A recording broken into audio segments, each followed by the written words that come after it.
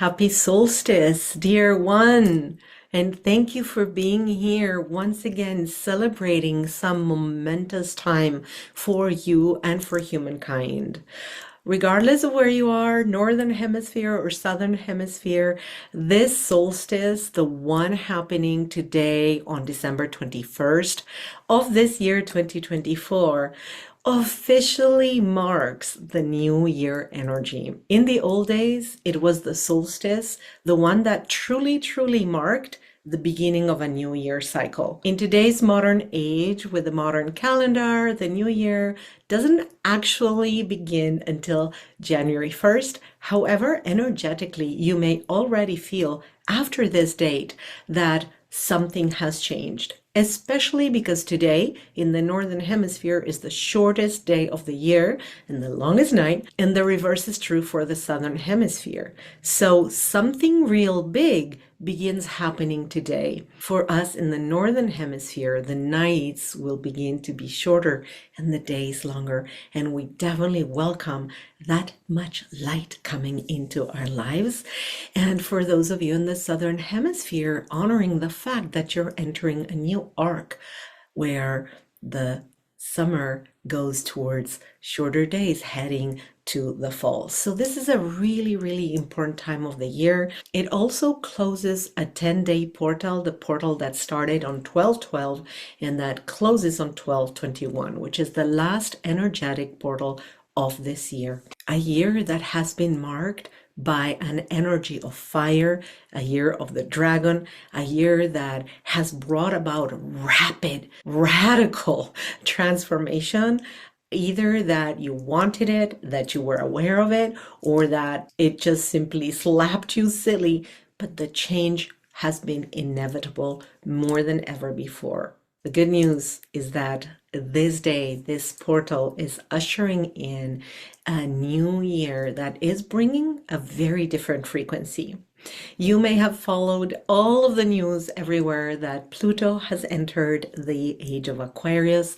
This is going to be a 20-year cycle. Something really different is coming. And of all of the generational planets, all but one within this year are going to enter into a new sign.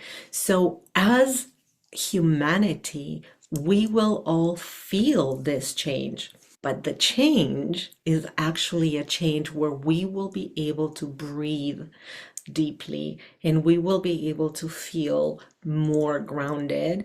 This year, 2025, will have the characteristic of being less frantic than 2024 and more sound. Yet, a lot of things will happen that will have you thinking that things are crawling, that the situation is dire, but don't be fooled because that needs to happen.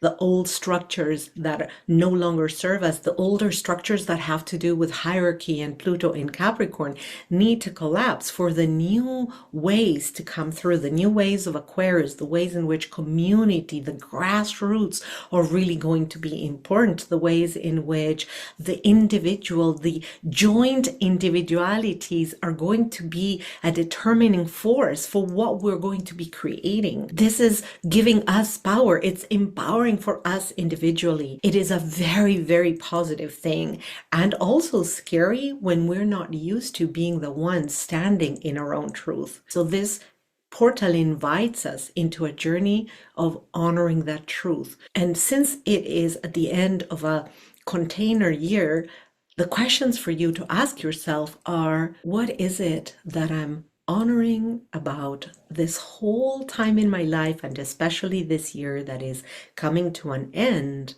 And what is it that I am claiming for myself, that I'm calling in for myself with an empowered clarity for the new year to come? And this is fundamental because you are a co-creator.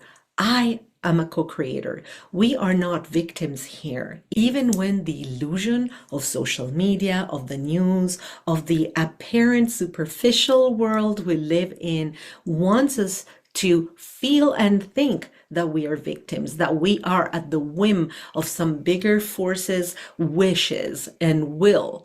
That is not true. And as I was saying with Pluto in Aquarius, we actually are more empowered to use our own individual will to create what we desire. But with this power of co-creation also comes a big responsibility. Did you guess it? Yes, the responsibility that as co-creator, you're co-creating everything you wish. So beware of what you wish for. Because if you co-create in the darkness or subconsciously, you may be attracting into your life things that you don't really wish. So to be able to co-create in an empowered way and with beauty, it is very important that you stay alert and aware of what's going on in that mind of yours. What are those thoughts saying? What is that inner dialogue going about? And then taking action in a positive way to create what you desire. I call that inspired action. First comes the inspiration, that clarity of what is it that we want, and then comes the inspired action, the forward movement. So it's actually a top down from creator information, activation from our inner knowing, activation from our higher self, and then what does it take for this to manifest? We need to take action. We need to take it out into the world. This is regardless for all of us is the same. The danger is that so many of us are unaware of self-defeating dialogues that we carry on and on in our minds. And also many of us are unawares of how we explain or how we speak about what we desire. We may say things such as, what I don't know is a man in my life that will suck all my energy and will leave me depleted. So the universe actually doesn't hear the what I don't know. What hears is this force that you're putting into not wanting a man that depletes your energy or a woman that depletes your energy. The correct way of actively calling that into your life is by stating things in a positive way. What I really want to call into my life is a partner, a woman, a man, is a partner, a woman or a man that uplifts me, that loves me, that mirrors back to me my beauty. So then what you're calling in is exactly what you want. This is so tricky because we have these self-defeating dialogues going on in our minds all the time. A human thinks more than 70,000 thoughts a day. Can you imagine all the stuff that goes on, even at a subconscious level? And depending upon what is your human design, and here I'm bringing a new topic, but if in your human design you have a defined mind center, your mind is going a mile a minute, even more, on and on and on and on and on. So it's even more important for you to be able to slow down those thoughts, to take time to breathe and to smell the roses and to really learn how to stop that crazy thought pattern that's going on inside of you, especially if the way in which you talk to yourself is not a positive, uplifting, creative way. So watch out for how you are co-creating. So about this day, what would support you in the most beautiful way is to consciously honor this cycle that's coming to a close, to honor what is it that this year brought to you, what is it about this year that you take as lessons, as gifts, what are things about this year that you absolutely want to leave behind, and what is it that you want to claim as you step into the new cycle. And by the way, watch out because next Saturday, I will gift you with a meditation, visualization, and activation to close this year and open the new container for 2025 with the highest frequency and highest vision for the new earth and your life. One way in which I like to honor the sacred portal date is, did you guess? Yes, to create a small altar, to create a space that is metaphorical for my thoughts, my wishes, for what I want to honor that I leave behind, that I'm grateful for, and that I'm calling in. And because it is such an important date in terms of the cycle of the earth, it is the shortest day and the longest, darkest night. I love to invite you to go out into nature and gather some things that you find on the earth, on the ground, in your garden, in a park, some acorns maybe, some leaves, some stones, berries, or anything that calls to you as a representation that you want to put on your altar. But also, and not limited to, pictures, objects that have meaning for you.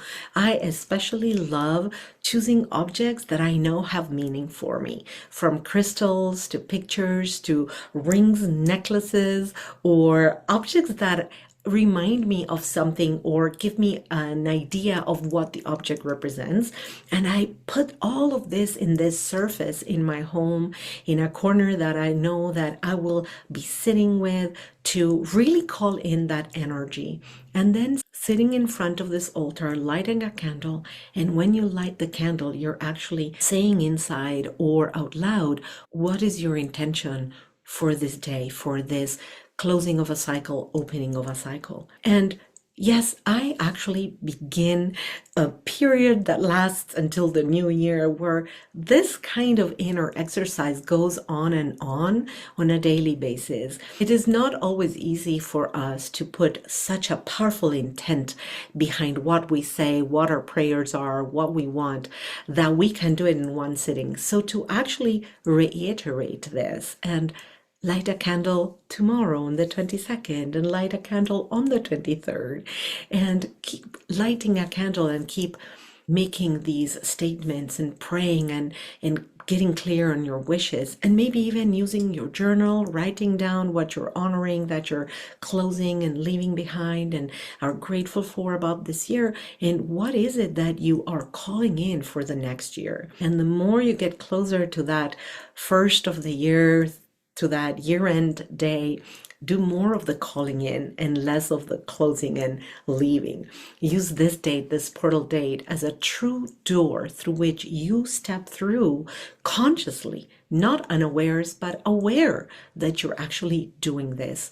Your intent speaks volumes to the universe and to your own power of co-creation. And then use the meditation and activation that I will be publishing next Saturday so that you can use that as an additional frequency to bring forth those beautiful co-creation for you next year. And also do that meditation more than once, all the times you need it to call in that beauty. So on this day, honor this door, this gateway, this portal. Step through it, aware, conscious, and using your beautiful beauty and individuality to co-create from an aware and conscious state. Blessings on this solstice, blessing on this holiday season, blessings for this new year.